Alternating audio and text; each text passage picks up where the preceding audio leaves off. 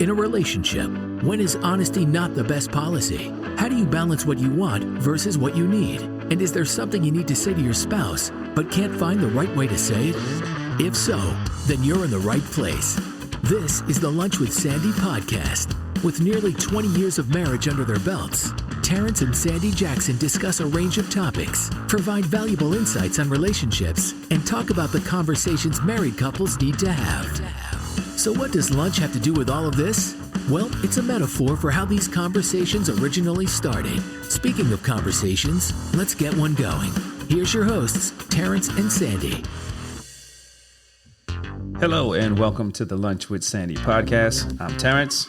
And I'm Sandy. And as always, we are having the conversations that married couples need to have. What's going on, Sandy? Not much. Tired. Yeah? Not sure why. Man, I don't know why either. The amount of sleep you get, you should not be tired. Let me ask you a question. And I know you've said this yourself. Have you ever heard someone say that their partner has changed? They're not the same person that they were when they met. Yeah, most definitely. And why do you think that is? Nope, never mind. Let me take a step back. Why is the expectation that someone's going to be the same person after a specific period of time? Well, I think it's an unrealistic expectation, but it also makes me think that it's not necessarily that their partner is not the same person, but maybe they're a little resentful that they're not always doing the same actions maybe that they did in the past, maybe feeling a little taken for granted of. But again, thinking, I should say, that someone's not going to change over so many years is unrealistic. We all change. I would argue that even from an action perspective, who you are is, dictates some of the actions that you take. I can certainly say I'm not the same person that I was 20 years ago. I think that, I know for a fact that, your everyday experiences, the challenges that you face, they constantly shape who you are. And when you're presented with those challenges and those obstacles and those experiences, there's an opportunity for growth, right? Definitely. And you face different experiences every day. So the chance of you changing based off, that growth is extremely high. And so it always baffles me when I hear people say, well, you're not the same person that you were 5, 10, 15 years ago. Right. And you're change, not the same person I married. and the thing with that is, you hear that often. Yes. Change can be a good thing. And in most cases, it is a good thing. And so I'll give you an example. In fact, I'll give you a couple. I'm much more active now than I was, let's say, 15 years ago. Yeah. Which means I have more energy. I'm in better health. I always look good, but I'm looking good. I'm feeling good. I'm not the same person that I was 10, 15 years ago. I'm a better version of myself. I wouldn't mind being the same weight I was that long ago. Listen. But no, not Tisk the get a same task. You know what I mean? Same person.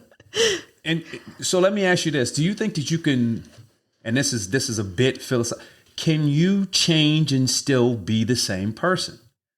Yeah, I think our underlying core values, I guess, what makes up who we are doesn't necessarily always change. I think our foundation stays the same. But it's just everything else that kind of goes with us. Like to your point, it's almost like similar to work. Like I would not be successful if I was still only using the skill sets in what I knew 20 years ago versus what I know today. So you grow, you develop, you learn new things, and you just move forward with your life. Yeah. You're on a constant trajectory. New information provides you with the opportunity to re-examine your thoughts, your opinions, and your interests that you might have formed when you didn't have said information. So essentially, when you have this new information, you have the opportunity to change. Now, we talked about this before. Change brings growth, and not everyone grows at the same rate. Yep. And so when we're talking about a relationship, that can be a challenge sometimes, because you may have someone who is, eagerly accepting new information, always re-examining, some of their opinions or their interests or their thoughts, and changing the way they feel about certain things. Mm-hmm. And there are some people out there who are just stuck in their ways and going to continue to do things the way that they do them. So now when you have two people who come together and one is growing at a different rate, like we talked before, it's challenging to now be on the same trajectory as each other. Well, yeah, like say, for instance, one person is trying to eat better. The other person just wants to eat chocolate. Wonder who that is. Yeah. It makes it difficult for the person who is trying to change, because, sometimes you're going to just continue to have it like in your day to day. Somebody's trying to give up alcohol or something like that. They don't want to, drink. But if alcohol is constantly in their face, might they, backslide and things like that? Well, it may get harder for that person. So probably, I would think so. So what do you think about the term, you're only as strong as your weakest link? So with the fact of people growing at different rates. So I guess my answer depends on what you mean when you say weakest link, right? So if you continuously examine yourself and you're reinvesting in yourself, you're opening yourself up to not just new ideas, but looking at things from different perspectives. I think you're strengthening yourself, which I believe gives you the opportunity to grow into a stronger partner. Mm-hmm. Now, from the perspective of the weakest link, I think that depends on,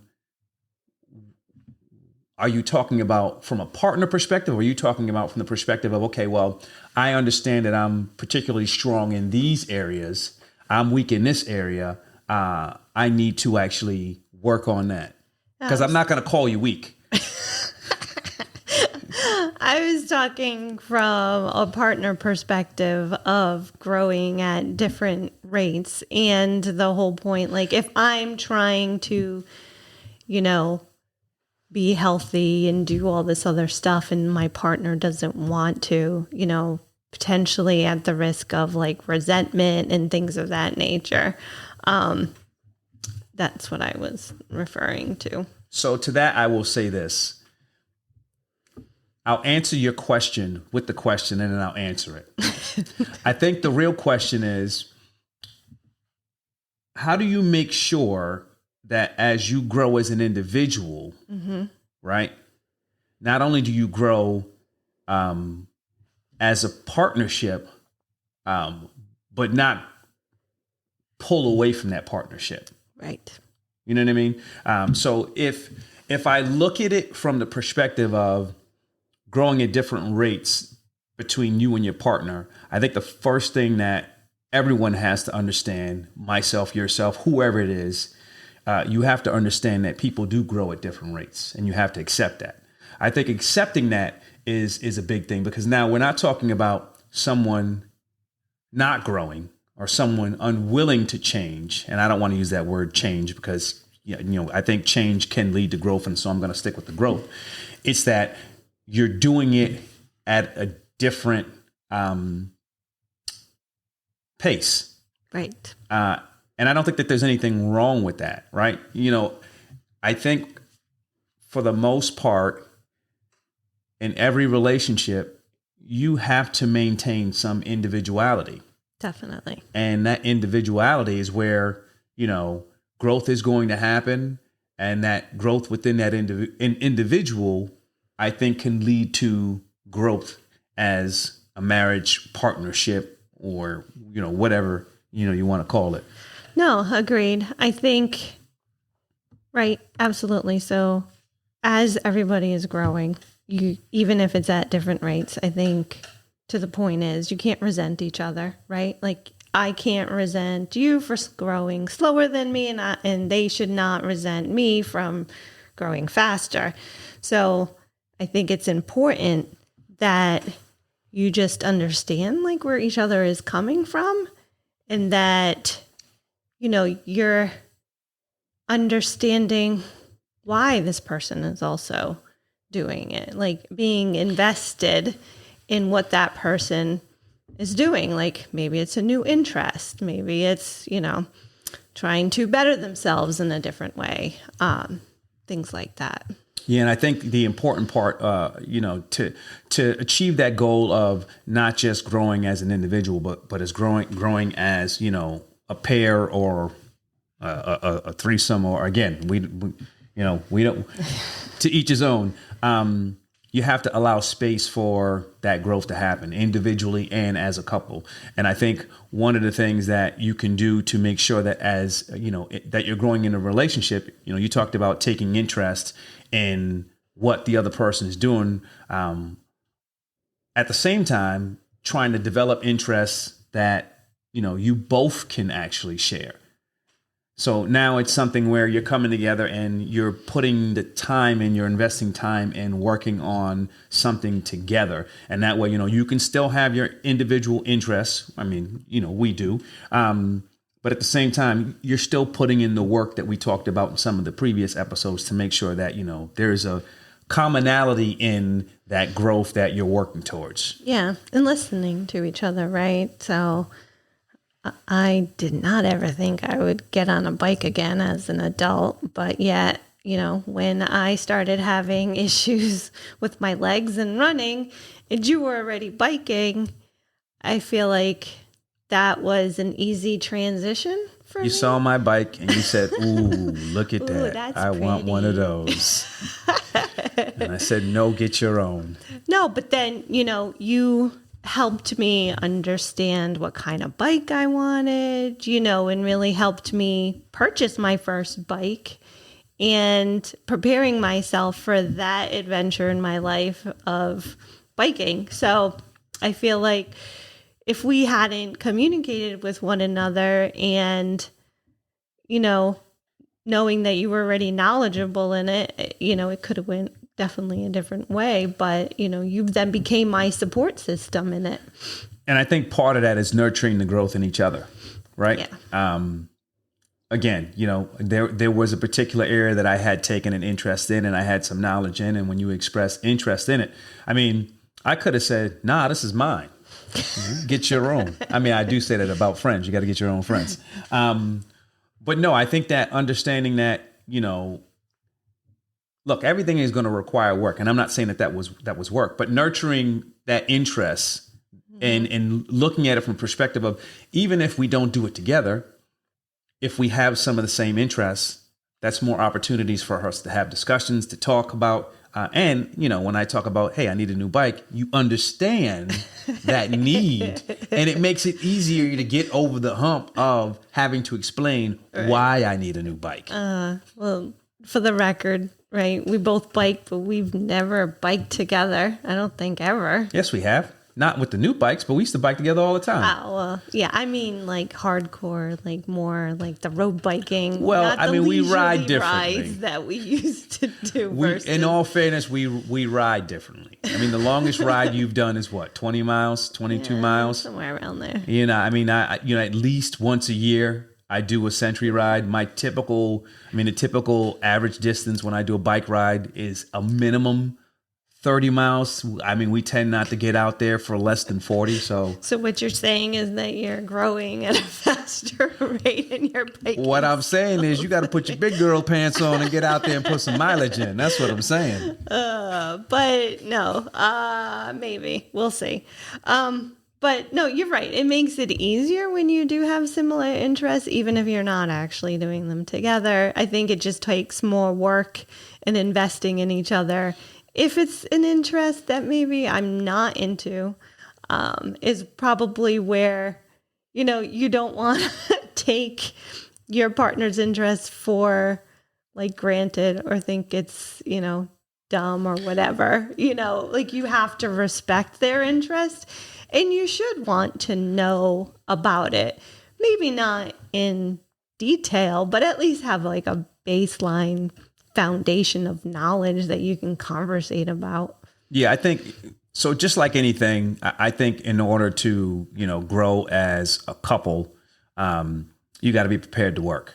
Everything requires work. And when you talk about, okay, looking at an interest that your partner may have that you may not have, again, it's about keeping an open mind, understanding that this might be something that they're passionate about. And because they're passionate about it, take a closer look. You ain't got to love it. Right. You don't have to be passionate about it yourself. Exactly. Take a closer look and find opportunities where, you can have a discussion or show that you are supportive of whatever that passion is.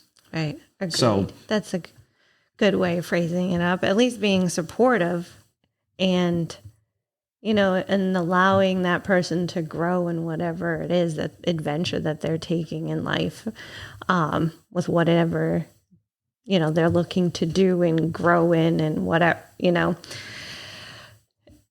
And so, I said this, look, hard work ain't easy. And sometimes, you have two individuals who have, I don't want to say completely different interests, but their growth might not be on the same trajectory.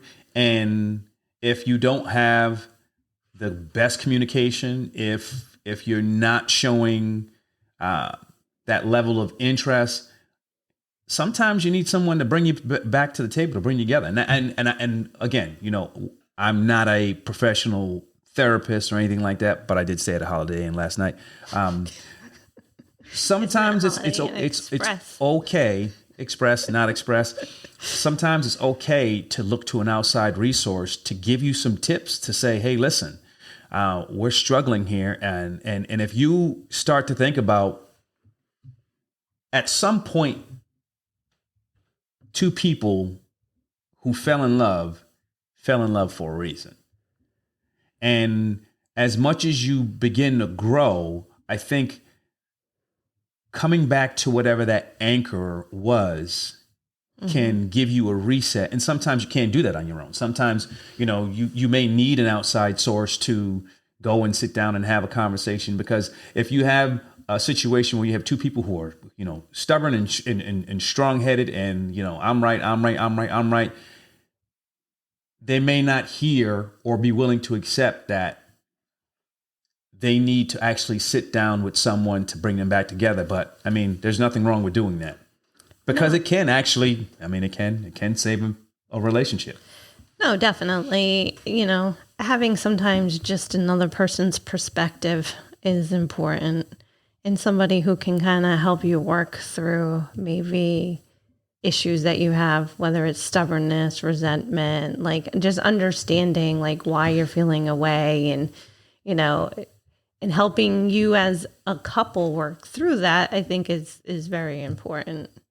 Yeah. And I think the other thing too is, one tip that will help, a couple grow together in a relationship is, one, accepting and understanding that and looking forward to that growth. There's going to be growth. Again, I don't see how you can face what you face every day, get new information, and be the same person day in and day out. And when I say the same person, I don't mean that, your personality is going to change 180 degrees, each day based on what it is you see. Again, as you get older, as you mature, as new information is presented to you, as you try new things, you have these new experiences, you're going to change. And rather than fight it or, be apprehensive, look forward to what the new version of you or the new version of us is going to be. And when you look at it from that perspective, there's a level of excitement. Like, so this is who we are today. I can't wait to see what we're going to be tomorrow. If we did this today and with the information we have today, imagine what we're going to do tomorrow. Right. So I think thinking or looking at it from that perspective, it can be very helpful because again, I think it adds that level of excitement. No, agreed. It's exciting when there's even like new opportunities. So like, why would there not be excitement with new interests? That is just another opportunity for you to get involved in. I wonder sometimes though, if there's sometimes concern with, well, why is this person all of a sudden wanting to get involved in that? And I think that's where that partner needs to just be introspective, right? And think about why are they feeling that way? Because, I found out a couple of years ago I like to hike. You want nothing to do with it. I sure don't. But I support you in your hiking experience.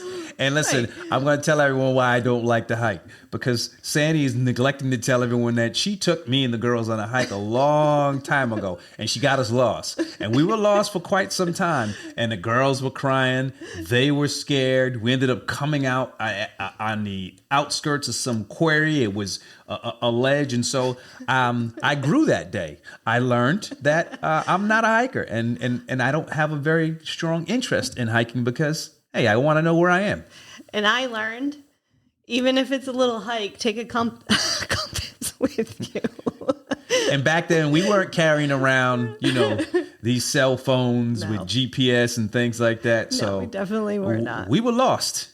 But as I started to exhibit that interest, it wasn't that I was purposely trying to get away from something or trying to purposely do something without you.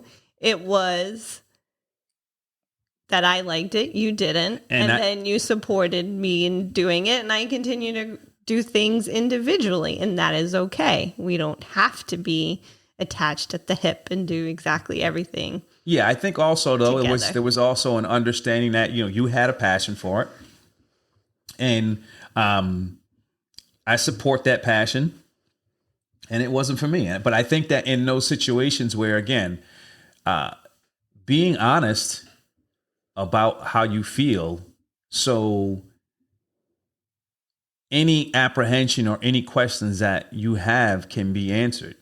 Right. And in the same perspective, like I understood why you did not want to do it, because we had that conversation and communication. And even though I still ask you every now and then, I still say no. Well, just in case you change your mind, I don't hold that against you either. No, and another important thing, or another tip that could be helpful in growing as a couple or in a relationship is finding those small opportunities to share small adventures. I mean, they're like, I'm not going to say that because like the recent trip that we just took, or, I hate going shopping, but when we do between a 45-minute, shop trip where we can go and have that experience and create those,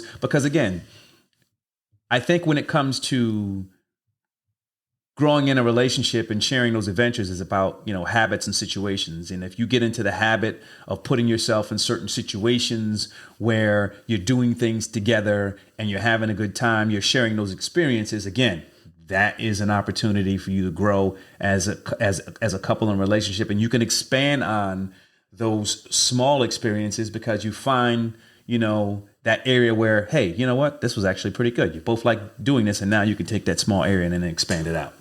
Yeah. If we could only just shop without wasting so much money, that would be the ideal situation. But I think, but I I think, again, Counterintuitive. perspective. I mean, if you're utilizing the stuff, I wouldn't call it wasting money. Now, spending the money, True. I can get on board with that. I wouldn't say it's a waste. No, true. But I feel like when we do get together to shop, then money just Also, is spent. there's also the fact that you have to understand that people have differences. Being open to those differences, doesn't mean that you can't move forward together. In fact, it's the opposite. Being open to those differences shows that you are having that understanding. And then, you can build off that understanding, even if it's just from a support level. But again, showing that you have that understanding, that shows growth also. No, agreed. And understanding that your partner may have changed and making sure that you're understanding in what way and not just always reverting back to what they were. I used to hate Starbucks. I was more of a Dunkin' Donuts fan. I can't get down with none of that. Now, if you bought me a Dunkin' Donuts gift card, I'd be like, what's this? Don't you know me?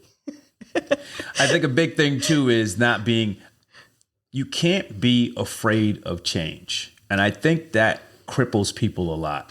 If you're in a situation where you see that your partner is changing and you see things aren't they aren't the same way as they were before, I think people tend to get a little afraid of that. And when you're afraid, you're not opening yourself up to seeing the opportunities that can come from that change. Yes. And when you do that, I think you block out some great things that might come from that change. Agreed. The one constant in life is change. And change is an opportunity for growth. I heard someone, I say this all the time, every day is an opportunity to learn. Mm-hmm. An opportunity to learn gives you an opportunity to grow. Everyone should take advantage of that opportunity every day. Not everybody does, but the opportunity is there. And when you do that as an individual, I think that it makes you a better person. And if you're able to take that and roll that into a relationship, I think that builds for a stronger relationship. Yeah, can't disagree with your logic there. Yes. And so, we talked a lot about growth and how through growth people change. It can be a challenge to a couple when each person is growing in different directions. But if you continue to invest in the growth of each other, as well as continuing to grow as a couple, you increase the chance of you growing old together. Combine this with keeping in mind that being honest with each other, your relationship will tend to last. That's it for this week's episode. Join us next week as we have the conversations that married couples need to have. Remember to subscribe to the podcast. You can also leave comments on Instagram, Twitter, and Facebook at Lunch with Sandy. And again, thanks for listening.